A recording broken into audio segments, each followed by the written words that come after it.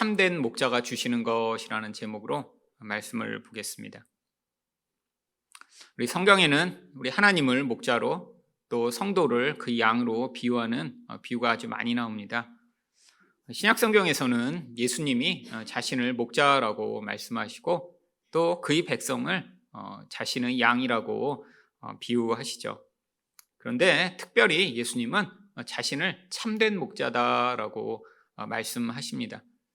왜냐하면 당시에 사람들이 흔히 볼 수 있었던 그런 목자들은 진짜 자기 양을 그렇게 사랑하고 잘 보살피는 그런 목자가 아니라 대부분 일꾼으로 고용된 사람들이었기 때문에 사람들이 목자다라고 하면 양들을 함부로 대하고 또 별로 큰 관심을 기울이지 않는 것을 너무나 흔히 보았기 때문에 그들과 자신을 분리하여 나는 참된 목자라, 이런 너희들이 쉽게 세상에서 볼 수 있는 그런 목자와는 다르다라고 하는 것을 가르치시고자 한 것이죠. 그런데 오늘 말씀에서는 이 참된 목자가 단순히 다른 목자들과 다를 뿐 아니라 바로 이 참된 목자이기 때문에 그의 양들에게 주시는 것이 있다라고 말씀을 하십니다. 그렇다면 참된 목자가 주시는 것은 무엇인가요? 첫 번째로 더 풍성한 생명입니다. 7절 말씀입니다. 그러므로 예수께서 다시 이르시되 내가 진실로 진실로 너희에게 말하노니 나는 양의 문이라. 예수님은 자신이 단순히 목자만이 아니라 양의 문도 되신다라고 말씀하십니다. 당시에는 낮에는 양들을 데리고 목자가 나가서 풀밭에서 풀을 뜯어먹이고 또 시냇가에서 시냇물을 먹였지만 밤이 되면 다시 마을로 데리고 들어와서 커다란 공동 우류에 넣어놓고 이렇게 양들을 지키는 것이 일반적이었습니다. 그런데 예수님이 양의 문이라고 말씀하시는 것은 무슨 의미인가요? 자신을 통하지 않고 바로 이 양들에게 다가오고 접근하는 모든 것들이 사실 목자가 아니라 이 양들을 해하는 그런 무리다라고 말씀하시는 것이죠. 사실 그 이야기가 바로 8절에 나옵니다. 나보다 먼저 온 자는 다 절도요 강도니 양들이 듣지 아니하였느니라. 바로 이전에 왔던 많은 종교 지도자들, 아니 또 지금도 그들을 인도하고 그들에게 좋은 것을 주겠다고 약속하는 자들이 실제로는 예수님을 통하지 않고 온 자들이라 딱 그들이 절도며 강도다라고 말씀하고 있는 것입니다. 여러분, 양들이 이 절도와 강도를 만나면 어떻게 될까요? 바로 10절 상반절 말씀을 보시면 도둑이 오는 것은 도둑질하고 죽이고 멸망시키려는 것뿐이요. 여러분, 양이 이렇게 도둑을 만나면 결국 그 양의 운명은 정해져 있는 것입니다. 결국 죽임을 당하고 결국 망하게 되겠죠. 사실 이 목자가 보살피는 것 같은 그 보살핌과 사랑을 받을 수 없겠죠. 바로 그런데 이런 도둑과 같은 역할을 한 사람들이 누구인가요? 또 가장 영향이 있는 종교 지도자들이라고 하면 성경에 가장 많이 나오는 바리새인들과 사두개인들이었습니다. 물론 그 외에도 열심당도 있고요, 서기관들도 있지만 대부분의 서기관들은 바리새인들이었습니다. 이 두 세력이 당시에 가장 강력한 종교적 영향력을 행사하고 있었죠. 이 바리새인들이라고 하는 집단은 바로 구약에서 이 유다가 바벨론에 망하고 나서 그 가운데 특별히 열심히 특심한 사람들이 일어나 우리가 이렇게 망한 것은 우리가 하나님의 율법을 잘 지키지 않아서이다라고 그들이 깨닫고 이제 이 율법을 누구보다 열심히 지킴으로 말미암아 하나님의 복을 다시 얻어내자 하는 그런 무리들이 나타났습니다. 이들을 파리시임이라고 불렀는데 바로 그들의 후예들이 점점 집단화되어 이 바리새인들이라고 하는 집단을 형성하게 된 것이죠. 여러분, 이들은 이 율법 지키는 것에 목숨을 걸고 살았고 또 그래서 더 구체적으로 자신들이 잘 지키고자 성경에 나오는 이 율법 외에 아주 많은 문항들을 만들어냈습니다. 그런데 이들이 그 안에서 이렇게 연구하고 문항들을 만들어내 열심히 지키고자 할수록 무슨 일이 벌어졌나요? 대부분의 사람들은 도대체 무슨 율법이 있는지도 알지 못하는 일이 벌어졌죠. 안식일을 이렇게 잘 지키라라고 구약에 나오면 그 안식일 율법을 가져다가 아주 세세한 구체적인 조항들을 다 만들어낸 거예요. 수백 가지의 조항들을 만들어내 안식일 날은 이것을 하면 율법을 깨는 것이고 이것까지는 괜찮고, 그런데 그런 세세한 조항들을 만들어내며 이들이 그 율법을 지키면 지킬수록 어떤 일이 벌어졌냐면 바로 자기 의가 싹트기 시작했습니다. 다른 사람들은 보니까 지킬 수가 없어요. 아니, 안식일 날만 하더라도 이 안식일 율법을 깨트릴 수 있는 너무나 많은 조항이 존재하는 것이죠. 심지어는 지나가다가 뭐가 이렇게 더러워져서 손으로 닦았더니 그거는 안식일에 이렇게 청소하지 말라는 율법을 깨트린 것이다. 그래서 율법을 깨트린 경우가 되는 거예요. 보니까 신발끈이 풀렸어요. 그래서 신발끈을 묶었더니 안식일 날은 묶는 것을 금지하는 법에 걸려서 그건 안식일을 깨트린 것이다. 삶의 모든 부분이 다 그렇게 율법으로 만들어 놓은 것이죠. 이들은 그 하나하나를 매일 연구하고 열심히 지키고자 했었습니다. 그러다 보니까 그렇게 하지 않는 사람과 자신을 구별하기 시작한 것이죠. 여러분, 이런 자기 의는 반드시 하나님 앞에서 무슨 태도를 가져오나요? 내가 남보다 나은 존재라 마땅히 하나님의 복을 받을 만한 존재다라고 하는 생각을 가져옵니다. 내 인생에서 뭔가 잘 되는 거는 내가 이렇게 탁월하게 열심히 살아서 하나님이 그거에 대한 보상을 이렇게 주시는 것이니까 너무 당연한 것이지라고. 아니, 하나님이 주시는 모든 은혜를 너무 당연하고 자기 행위의 결과로 얻어내도록 하죠. 문제는 하나님과만 이런 관계가 생기는 것이 아닙니다. 다른 사람들에 대해서는 어떻게 생각할까요? 저 안식일에 저것도 못 지키는 인간. 아니, 어떻게 삶에서 저렇게 게으르고 이렇게 율법을 늘 깨트리며 살 수 있어? 여러분, 결국 하나님과도 관계가 깨어지고 이웃과도 다 관계가 깨어진 것이죠. 이 대표적인 사람이 예수님이 한 이 바리새인과 세리의 비유에 등장합니다. 누가복음 18장 10절에서 12절입니다. 두 사람이 기도하러 성전에 올라가니 하나는 바리새인이요 하나는 세리라. 바리새인은 서서 따로 기도하여 이르되 하나님이여, 나는 다른 사람들 곧 토색, 불의, 간음하는 자들과 같지 아니하고 이 세리와도 같지 아니함을 감사하나이다. 나는 일에 2번씩 금식하고 또 소득의 11조를 드리나이다 하고. 여러분, 진짜 열심히 살던 사람입니다. 여러분, 일에 이틀을 금식해요. 이거 정말 쉽지 않은 것이죠. 여러분, 소득의 11조를 드리는데 여기도 11조 드리시는 분들이 대부분이시죠. 여러분, 근데 이들은 어느 정도까지 11조를 열심히 드렸냐면 이게 후추를 뿌리다가 이것도 하나님께 드려야 돼. 그래서 하나님께 드리는 향신료를 모아놓는 따로 통이 있었어요. 그래서 후추를 5번 뿌렸으면 그중에 한 번은 이쪽에 뿌려갖고 이건 하나님 거야. 여러분, 삶의 모든 것을 마치 하나님께 드리는 것처럼 살고 있었는데 문제는 이들 안에 이것이 너무나 강력한 자기의가 되어버린 것입니다. 그러니까 모든 다른 사람들은 다 하찮은 존재예요. 이런 세리와 같은 인간들, 저렇게 더럽고 추하게 사는 사람들이라는 그런 잣대를 가지고 사람들을 구별하기 시작했죠. 여러분, 근데 이런 태도를 가지고 살아가는 이 근원 안에 사실은 이 인간의 하나님처럼 되고자 하는 이 죄악이 점점 커지게 된 것입니다. 여러분, 하나님처럼 되고자 하는 이 죄악이 세상에서는 성공하고 부자가 되는 것으로 표출되지만 바로 이게 종교적으로는 바로 이런 어떤 종교적 행위를 함으로 말미암아 나 자신을 남과 다른 존재로 만드는 그런 모습으로 나타나죠. 바로 이것이 전형적인 율법주의입니다. 여러분, 문제는 2000년 전에만 이 유대라고 하는 특별한 환경에서만 이런 바리새인이 존재했나요? 이게 인간의 근원적 죄악이기 때문에 무엇인가 어떤 행위로 말미암아 나는 괜찮은 존재야. 나는 남과 달라. 내가 이렇게 받는 모든 복은 이렇게 내가 열심히 행하니까 얻는 결과지라고 생각하는 것이 너무나 인간이 쉽게 빠져드는 이 죄악의 영향력이라 지금도 여전히 많은 사람들의 마음 가운데 자리 잡고 있는 영향력이죠. 문제는 세상에서는 이게 너무 당연하고 자연스러운 일입니다. 여러분, 세상에서 조금만 성공한 사람을 만나보세요. 여러분, 성공한 사람들은 다 자기의가 아주 강력합니다. 그러면서 다른 사람들을 다 평가절하하죠. 저렇게 열심히 안 사니까 저렇게 힘들게 사는 게 당연하지. 이렇게 열심히 새벽부터 일을 해야 이렇게 높은 자리에 올라가는데 저렇게 게으르니까 저런 삶을 살지. 다 자기만의 노하우가 있고요. 그래서 절대 남의 말을 듣지 않습니다. 왜? 나는 성공했으니까. 뭔가 내가 가지고 있는 능력과 자질의 결과로 나는 이렇게 높은 자리에 올라갔고, 다른 사람들은 다 그렇지 않으니까 그런 우월감을 가지게 되죠.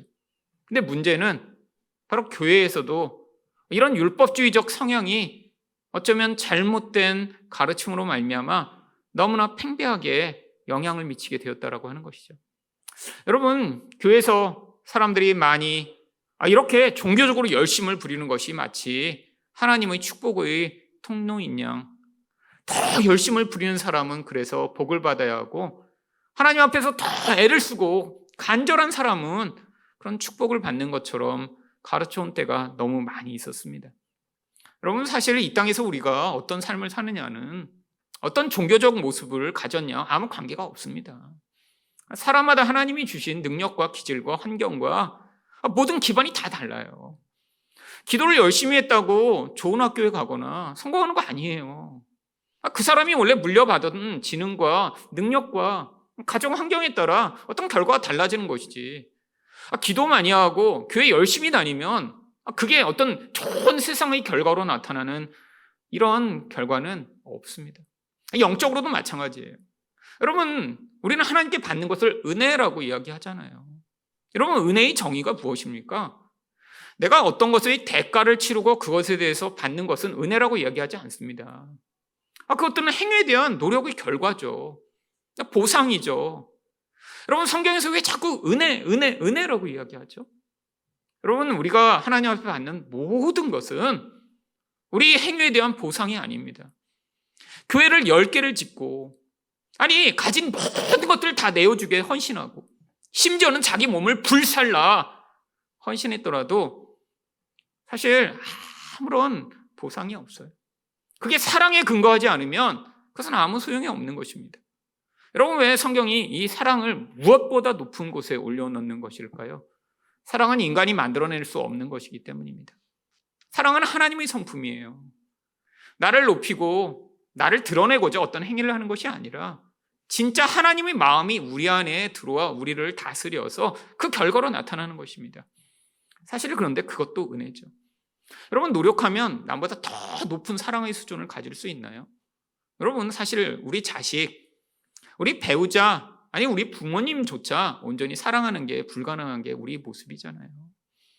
여러분, 노력해 보신 분들은 아실 것입니다. 대부분은 너무 오래전에 포기해갖고 너무 그 노력조차 지금 다 잊어버리신 분도 많을 거예요. 여러분, 애 키우다 보면 많이 포기합니다. 이거 사랑이라는 게 진짜 안 되는구나. 여러분, 우리는 그 정도 수준이에요. 근데 그거 이상의 모습이 나타난다고요? 그러면 은혜입니다. 하나님이 각자의 인생 가운데 찾아오셔서 그 사람이 얼마나 노력했는지에 관계없이 하나님의 은혜가 부어져 그에게 그런 놀라운 은혜로 어떤 모습도 나타나게 만드시고, 또한 그런 하나님의 은혜와 영광을 드러낼 수 있는 기회를 주시는 것이죠. 여러분이 우리가 노력해서 어떤 결과가 나타나면 이것은 다 자기의 의로 결국 수렴되게 되어 있습니다. 여러분, 제가 젊어서 늘 경험한 거예요. 여러분, 젊어서 사실 지금보다 훨씬 더 많이 기도했고요. 진짜 몸부림치며 영적으로 잘 살려고 애썼습니다. 근데 하나님이 그것도 은혜로 그런 상황들을 만드셨는데, 그래서 정말 제가 아는 어떤 사람보다 기도 많이 했고요. 어떤 사람보다 영적으로 애쓰고 몸부림치며 잘 살려고 애썼는데, 여러분, 그 결과로 나타나는 게 막 영성이 높아지고 굉장히 멋진 사람이 되는 게 아니라 제 안에 다른 모든 사람들에 대한 판단과 정죄가 점점 커지는 거예요. 근데 스스로는 깨닫지 못해요. 왜? 나는 그렇게 잘 살고 있으니까. 남들은 이렇게 기도 못하는데 나는 그들이 상상할 수 없을 만큼 기도를 많이 했으니까 세상에 있는 어떤 사람보다 나는 괜찮은 존재다라는 그 자기의가 제 안에서 점점점 커졌던 거죠. 여러분, 근데 그것도 하나님이 제게 주신 은혜의 과정이었습니다. 왜? 여러분, 영혼 안에 잠재되어 있던 이 무서운 율법적 태도가 이런 과정을 통해 정말 엄청나게 가시적으로 드러나야 그게 다 무너지는 그 과정 가운데 정말 제가 어떤 존재인지 깨닫고 하나님 앞에서 회개할 수 있었으니까요. 여러분, 제가 제 모습 가운데 나타난 그게 가시적으로 드러나 그게 얼마나 관계를 깨트리며 하나님이 얼마나 그것들을 싫어하시는지를 제가 깨닫기 전에는 저도 그게 그렇게 중요하게 여기는 존재인지 몰랐고, 그게 인간의 그 무서운 뿌리 깊은 죄성이란 것도 깨닫지 못했는데, 아니 수년간의 그런 과정을 지나가며 이게 얼마나 하나님이 싫어하시는 모습인가, 이게 얼마나 다른 사람들과 저를 분리시키는 무서운 관계를 해치는 것인가를 알게 된 이후에야, 그제서야 그것을 죄악으로 인정하게 되었으니까요. 여러분, 이 바리새인 말고 또 당시에 사두개인들이라고 하는 사람들이 또 당시에 가장 강력한 종교적 영향력을 미치는 사람들이었죠. 여러분, 이 바리새인들은 대부분의 이런 자기 의의를 가진 사람들이 그렇듯 굉장히 학자적이고 성실하고 또 이런 사람들이 대부분이었습니다. 그래서 이 사람들이 대부분 서기관을 한 거예요. 성경을 옮겨 적고 막 이런 일이요. 그런데 이 사두개인들은 다른 종류의 사람들입니다. 이들은 주로 성전에서 일하던 사독이라고 하는 구약에 바로 다윗 시대에 임명된 대제사장의 후손들을 사두개인들이라고 불렀던 것입니다. 이들은 대대로 성전에서 그냥 일하던 종교인들이에요. 그런데 이 사두개인들은 바리새인과 다른 점이 있었습니다. 여러분, 공부만 하고 성경 필사하는 거 좋아하고 그렇게 자기가 성실하게 사는 사람들이 대부분 어때요? 가난합니다. 바리새인들이 그래서 가난한 사람들이 많았어요. 아니 그중에 물론 이런 부요하고 제자들 많이 거느린 그런 사람도 있었죠. 근데 이 바리새인들은 평균 재산으로 치면 그냥 평범한 수준 아니면 그 이하의 사람들이 많았는데, 사두개인들은 이 성전에서 일하다 보니까 엄청난 부를 얻을 수 있는 기회들이 계속 생겼습니다. 왜냐하면 이들이 단순히 헌금을 가지고 부자가 된 건 아니에요. 당시에는 바로 이 성전에 와서 사람들이 했어야 할 몇 가지가 있었는데, 한 가지는 성전세를 내는 것이었습니다. 와서 돈을 내야 되는데 지금처럼 여러분들이 헌금을 내는 그 돈을 내면 안 돼요. 왜냐하면 당시에 돈에는 이 황제의 얼굴이 새겨져 있었기 때문에 이 황제의 얼굴을 우상 숭배한다라고 여겨서 그 돈을 성전에서 받지 않았어요. 그래서 꼭 뭐를 했냐면 두로라고 하는 지방에서 나오는 다른 동전으로 환전을 한 뒤에 그 돈으로 바쳐야 됐는데, 그때 꼭 환전 세금을 받는 거예요. 여러분, 이 환율이라는 게 그렇잖아요. 이게 매기기 나름입니다. 원래 이 로마 동전 하나에 두로 동전 하나 이 정도만 바꿀 수 있는 것을 성전에서는 2배, 3배씩 환전세를 받고, 더구나 그것들을 바꿀 수 있는 그 자리를 매매해서 장사가 잘 되는 자리에 하는 사람은 이 권리금을 내도록 하는 거예요. 그뿐 아닙니다. 여러분, 성전에 올 때 제일 중요한 일이 무엇이죠? 양과 염소와 소와 비둘기를 제물로 바치는 것이죠. 그런데 여러분, 구약의 율법에 어떤 제물을 바치도록 되어 있나요? 흠이 없는 제물. 여러분, 근데 이게 참 애매합니다. 도대체 뭐가 흠이 없는 거죠? 여러분, 세상에 염소를 한 마리 끌고 왔는데 내가 볼 때는 흠이 없었어요. 내가 제일 그래도 괜찮은 염소라고 들고 왔는데 오더니 눈 옆에 점이 있잖아, 이거 흠이야. 돌려보내는 거예요. 그럼요, 바로 이 사두개인들이 그래서 예루살렘 바로 옆에 엄청난 큰 목장을 운영하고 있었습니다. 그래서 자기 목장에서 산 염소, 자기 목장에서 산 양만 흠이 있어도 이건 괜찮아. 어느 목장 출신? 우리 목장에 사왔구나. 괜찮아. 여러분, 그래서 몇 배씩 폭리를 취한 거예요.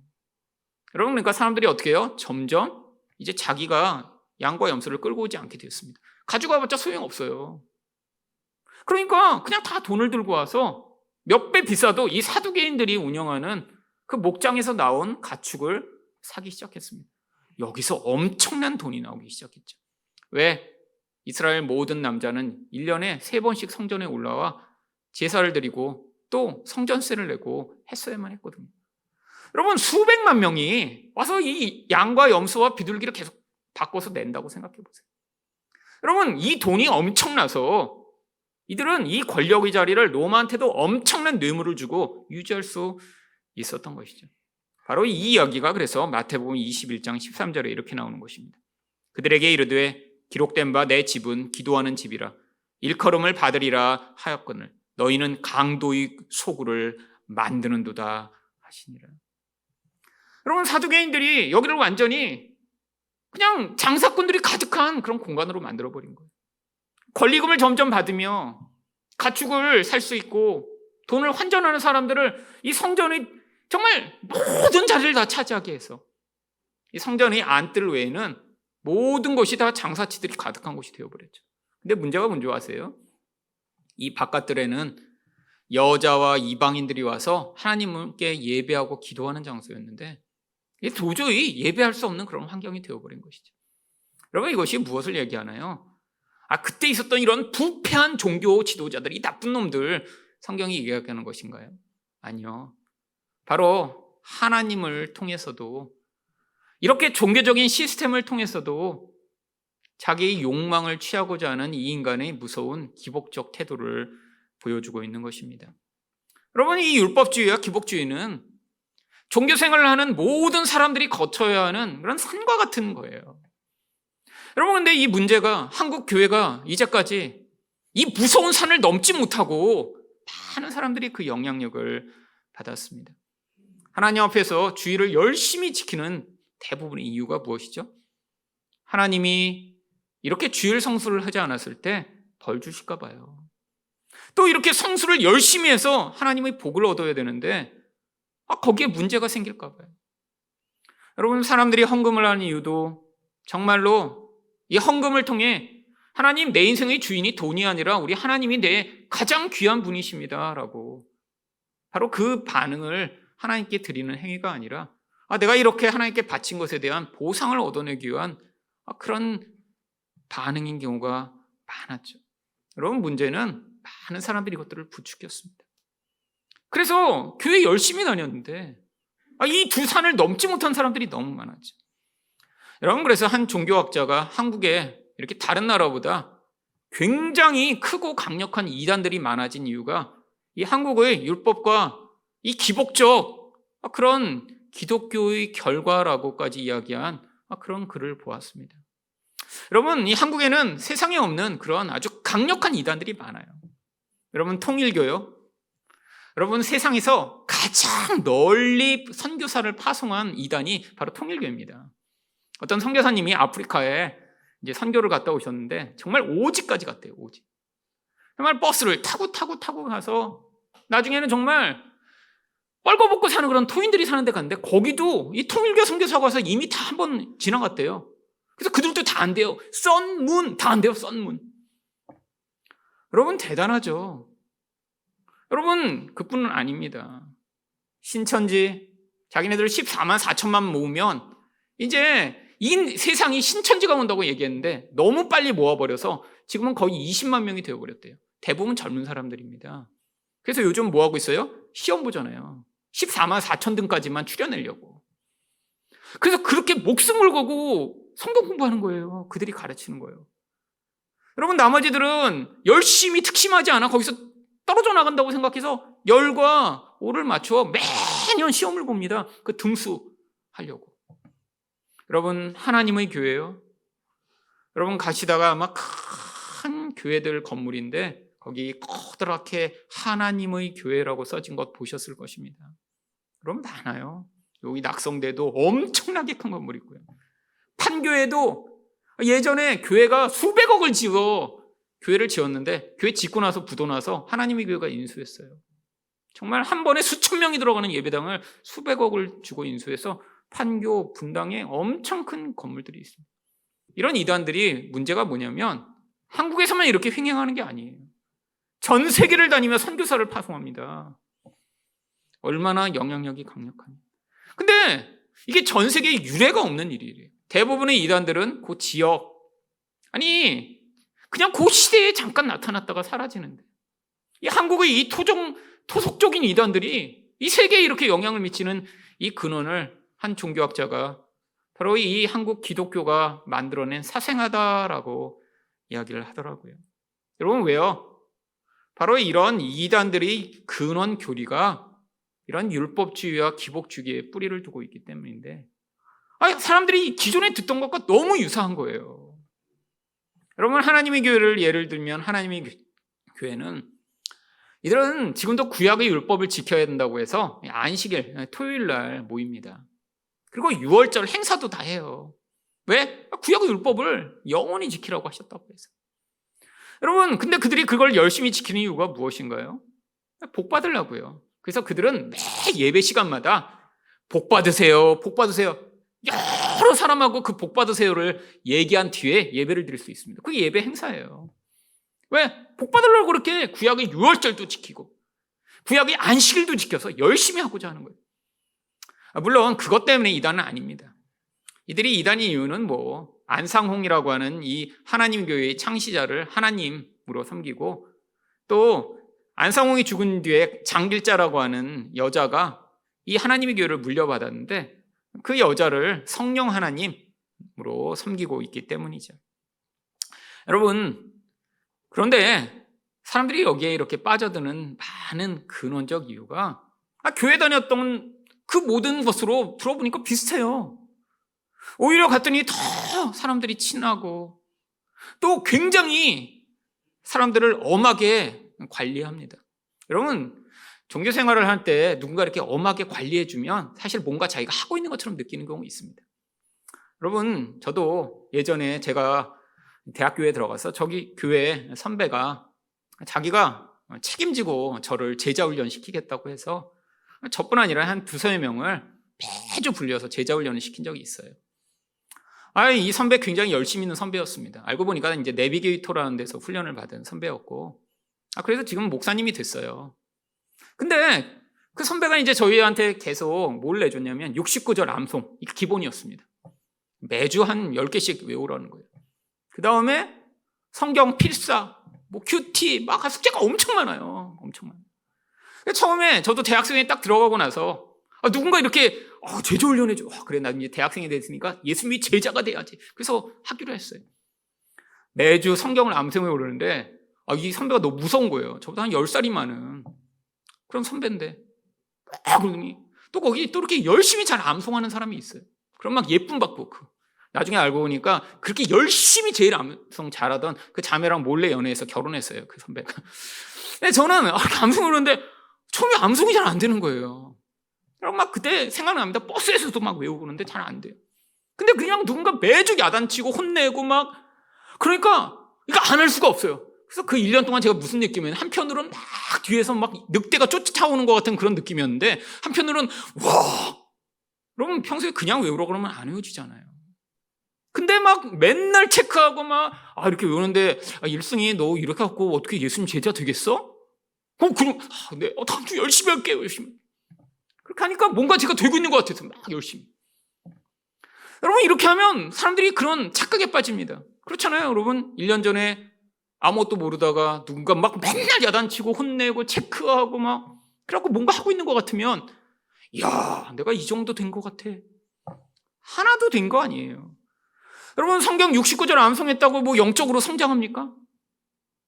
여러분, 큐티 안 하다가 갑자기 누군가 맨날 시켜서 열심히 한다고 은혜를 받나요? 아니요.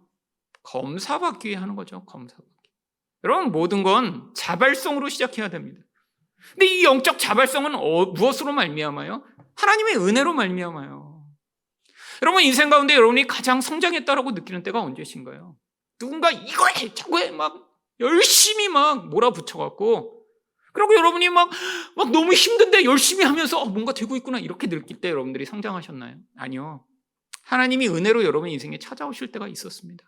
그때는 말씀을 보고 싶고, 그때는 맞아, 내가 큐티도 해야지 그런 마음도 생기고, 기도도 하고 싶고, 은혜 받는 자리에 가고 싶은 마음이 여러분 안에서 시작된데 그게 은혜로 시작된 것이라니까요. 여러분, 이 교회를 하면서도 몇몇 분들은 저한테 왜 그렇게 성도들을 다 그냥 방목하냐고. 좀 우리도 수요예배 같은데 그냥 오라고 그러면 안 오실 거잖아요. 아마 이번 주에 오시면 제가 기대하길래 한 분, 두 분? 제가 그렇게 그냥 믿고 하는 거예요. 아무도 안 오셔도 괜찮아요. 저랑 우리 목사님이랑 두 분이 앉아서 이렇게 그냥 주거니 받거니 마치 많은 분들이 있는 것처럼 이렇게 하면 돼요. 그냥. 네, 많이 해봐서 익숙합니다. 아무도 안 오셔도 괜찮아요. 여러분, 근데 예전에 어떤 분은 저한테 그렇게 하면 안 된다는 거예요. 조직으로 나누어 그 주에는 그분들이 안 오시면 안 되게 문자 돌리고 일일이 전화해서 그 자리 채워주시라고 얘기하고 그렇게 해야 교회가 된다는 거예요. 목장별로 돌리시래요. 그래서 제가 얘기했어요. 그거 한 번은 그렇게 할 수 있죠. 그렇게 근데 돌려서 무엇을 위해서 그렇게 돌리시나 했더니 이렇게 해서 교회가 그러니까 교회가 잘 안 되는 거래. 안 돼서 이 정도 왔습니다. 괜찮아요. 여러분, 그래서 여러분 돌릴까요? 저희도? 그거 싫어하는 분들만 여기 오신 거 아니에요? 여러분, 우리 새벽기도 한번 해볼까요?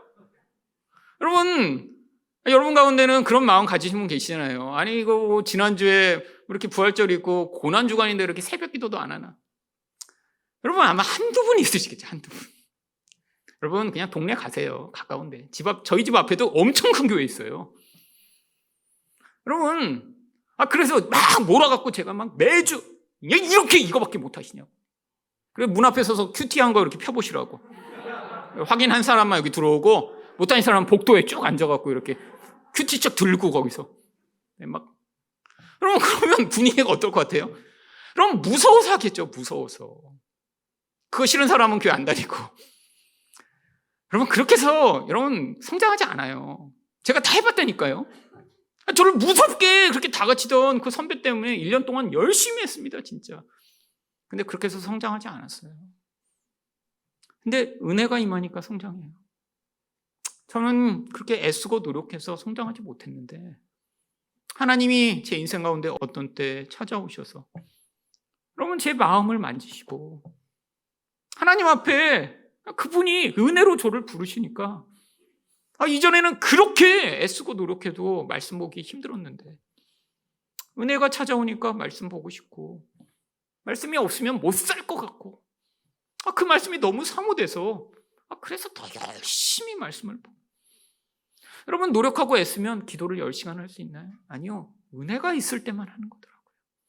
은혜가 있으면 10시간도 하나님 앞에 하나님 불쌍히 여겨주시라고 매달릴 수 있고 그러다 더 큰 은혜를 받고 그래서 나는 안 되는데 하나님이 은혜가 왕노릇할 때만 그 다스림 안에서만 나는 살아있으며 그 안에서만 온전한 존재구나라는 사실을 깨닫게 되는 것입니다. 여러분 그래서 예수님이 9절에서 뭐라고 말씀하시나요? 내가 문이니 누구든지 나로 말미암아 들어가면 구원을 받고 또는 들어가며 나오며 꼴을 얻으리라. 여러분 예수님 구원받을 때만 필요한 게 아니에요. 예수님을 문으로 어떻게 해야 돼요?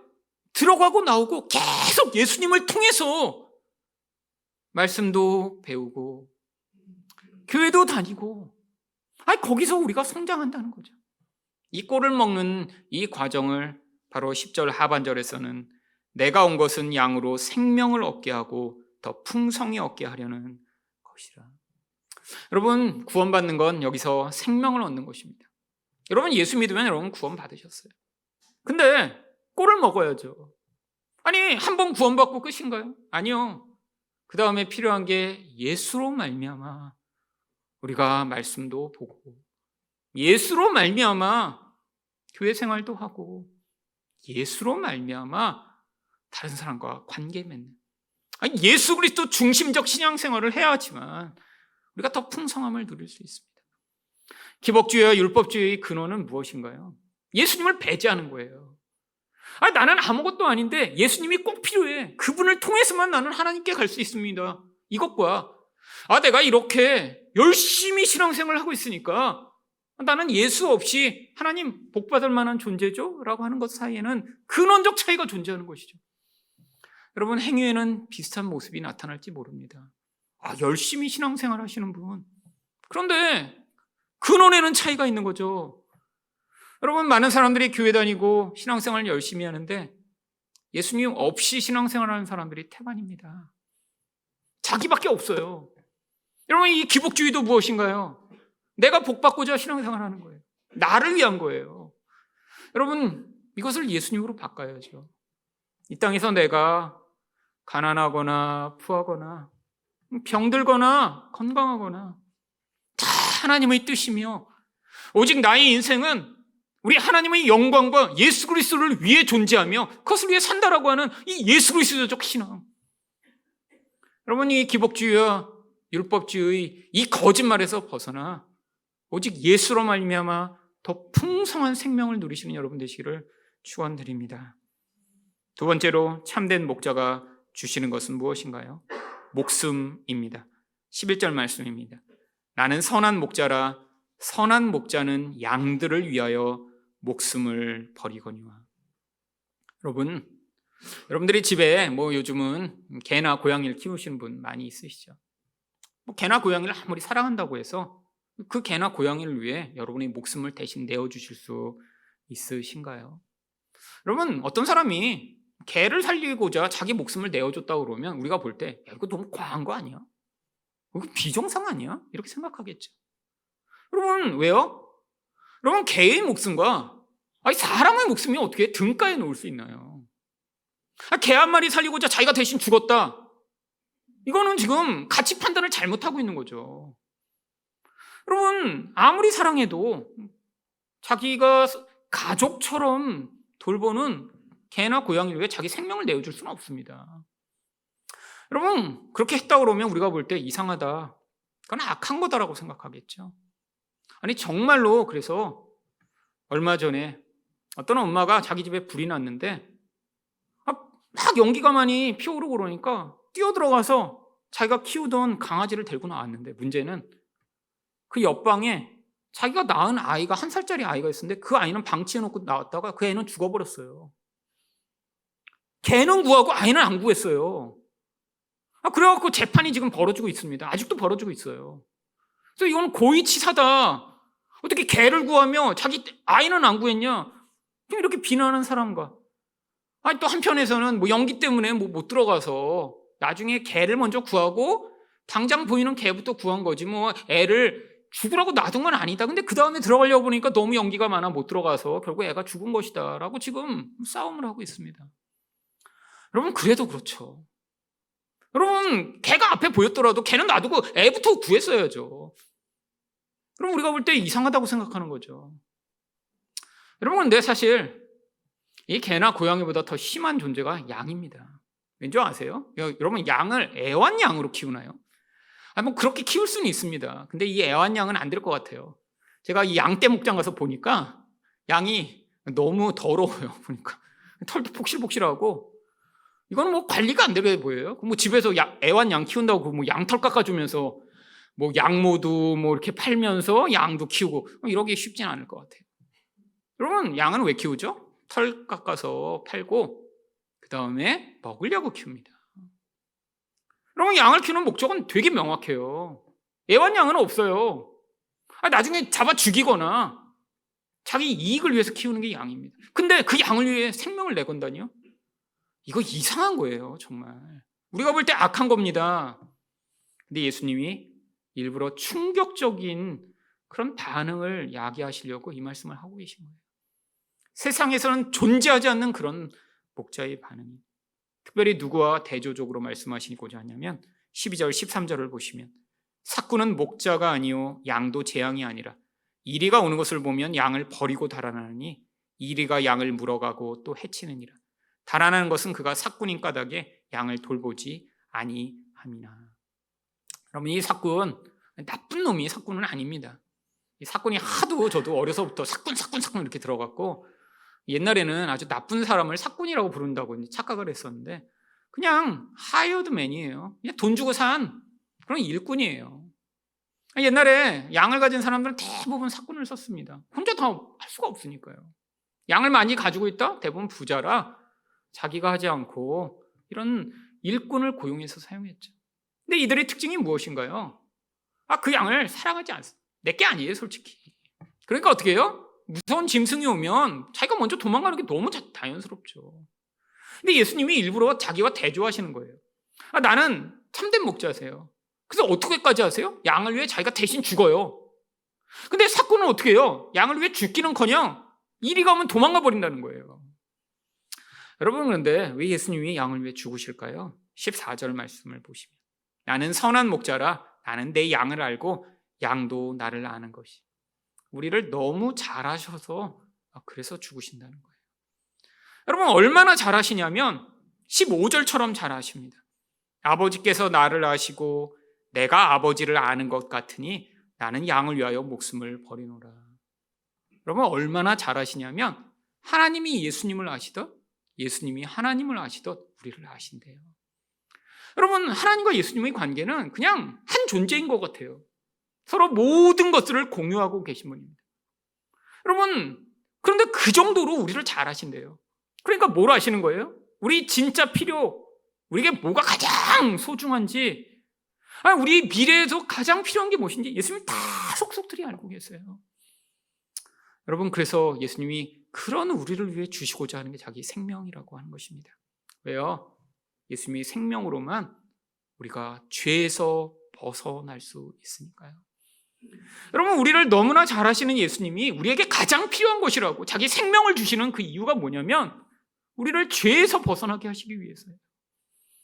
여러분, 우리 신앙에서 가장 큰 문제가 무엇인가요? 우리는 이 죄에서 벗어나는 게 이렇게 심각하고 중요한 것이라는 생각을 잘 하지 못합니다. 우리에게 가장 필요한 것은 무엇이죠?